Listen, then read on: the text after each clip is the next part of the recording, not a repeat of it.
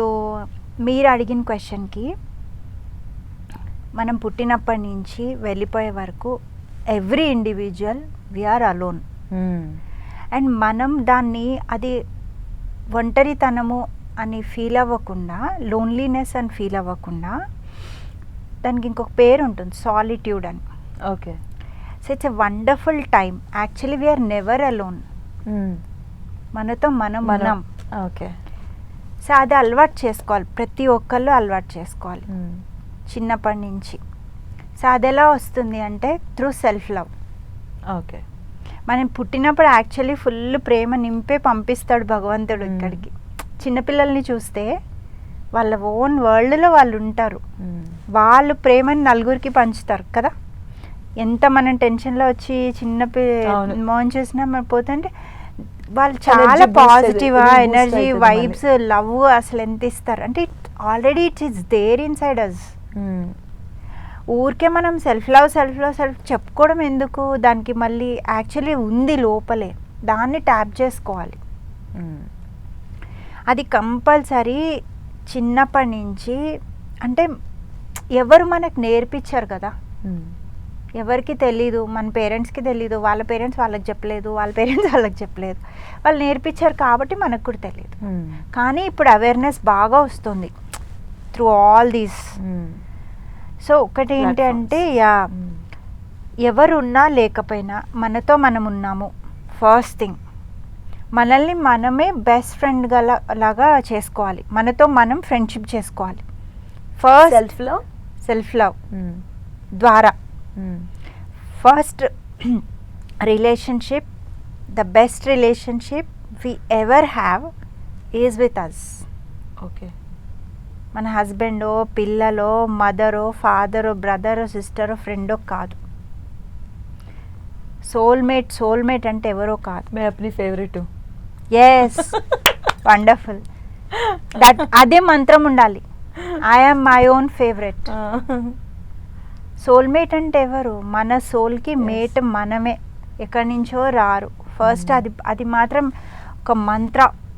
అది చేసుకుంటే మాత్రం మనం హ్యాపీగా ఉండి చుట్టుపక్కల వాళ్ళని హ్యాపీగా ఉంచుతాం. ఎందుకంటే 3 థింగ్స్ అండి, ఎప్పుడైనా గుర్తుపెట్టుకోండి. Nothing is permanent in life, nothing is personal in life, nothing is pervasive. ఈ 3 P's గుర్తుపెట్టుకుంటే మీరు అసలు బాధ, ప్రాబ్లం, పెయిన్ అనేది దగ్గరికి రాదు. పర్వేసివ్ అంటే ఏంటంటే ఒక ఫీల్డ్లో ఫర్ ఎగ్జాంపుల్ నేను ఉన్నానండి, నాకు అంత బాగా బిర్యానీ చేయడం రాదు. It doesn't mean that I'm a failure in life.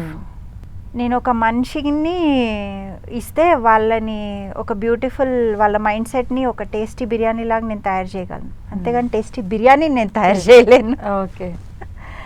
So అదొకటి. సో ఎవరు ఉన్నారు లేరు అనుకోవద్దు. ఇప్పుడు ఇంకా లైఫ్ చాలా ఈజీ అయిపోయింది. Especially life starts at 40, fabulous at 40 కదా. And it is the golden period. ఒక రకంగా రెస్పాన్సిబిలిటీస్ ఉండవు మనకి, పిల్లలు సెటిల్ అయిపోయి ఉంటారు, హస్బెండ్ కూడా మంచి కెరియర్లో పీక్లో ఉంటారు. ఈ ఏజ్లో మనం ఏం చేయొచ్చు అంటే get back to your passion. Okay. చక్కగా మీరు ఏదైతే చేయాలనుకున్నారో, ఏదైతే రెస్పాన్సిబిలిటీస్ వల్ల పక్కన పెట్టాలనుకున్నారో, పాస్ట్లో మనం ఏదైతే ఒక దానికి బ్రేక్ ఇచ్చామో సాక్రిఫైస్ దాన్ని కంటిన్యూ చేయండి. మీకు ఎన్ని ఆప్షన్స్ ఉన్నాయో అసలు. యూట్యూబ్ చూసి నేర్చుకోవచ్చు, ఇన్స్టాగ్రామ్ చూసి నేర్చుకోవచ్చు కదా, ఫ్రీ స్కూల్స్ అవి. అన్నిటికన్నా మెయిన్ అసలు మనం ఎందుకు వచ్చాము ఇక్కడికి. ఈ ఎర్త్ అనేది ఒక పెద్ద స్కూల్, ఈ లైఫ్ అనేది ఒక పెద్ద యూనివర్సిటీ. అసలు ఎందుకు వచ్చాం మనం, మన పర్పస్ ఏంటి, అసలు ఇది తెలుసుకోవడానికే లైఫ్ అంతా సరిపోతుంది. వేరే ఆలోచనలకు అసలు టైం ఎక్కడుంది కదా. మనం వచ్చిందే అది కనుక్కొని దాన్ని ఫుల్ఫిల్ చేసుకొని ఆ సోల్ జర్నీ మీద వెళ్ళాలి మనం. ఎంత లోపల డీప్గా వెళ్తే, బయట నాయిస్ కట్ చేసుకుంటే అంత హెల్దీగా ఉంటాం. మనకి అది ఎలా తెలుస్తుంది? ట్యాప్ చేయడం కొంతమందికి తెలీదు వాళ్ళ ఉన్న డీప్గా ఏముందని. దాన్ని మనం ఎలా ట్యాప్ చేయగలుగుతాం? For example first thing, stop expectations, start acceptance. Everything comes from self acceptance. Okay, తర్వాత అవేర్నెస్, యాక్సెప్టెన్స్ అనేవి keys for a successful life. Ace mindset develop చేసుకోవాలి. ACE, awareness changes everything. Okay, so అవగాహన. ఎప్పుడైతే మనల్ని మనం question చేసుకుంటామో, రమణ మహర్షి గారు అదే చెప్తారు, నువ్వెవరు? ఆ ఒక్క క్వశ్చన్ చాలు అన్నెసరీ థాట్స్ తీసేయడానికి. అత్తగారేంటి అలా అన్నారు, ఈయనేంటి నన్ను పట్టించుకోవట్లేదు, స్క్రాప్ ఇది. అలాంటి థాట్ వచ్చినప్పుడు ఫస్ట్ ఆస్క్ యువర్ సెల్ఫ్, అసలు ఈ థాట్ ఎవరిది? నేనెవరు? ఈ థాట్ ఎవరిది? దెబ్బకు థాట్ వానిష్ అయిపోతుంది, అసలు థాటే రాదు మీకు. సో ఇట్లా చిన్న చిన్న ask. Your quality of life depends on the quality of questions you ask your self. మరి ఉమెన్ అంత ఆత్మస్థైర్యాన్ని ఎలా నింపుకోవాలి మరి? సెల్ఫ్ లవ్ అంతే. డిపెండెన్స్ వద్దు, ఎక్స్పెక్టేషన్స్ వద్దు.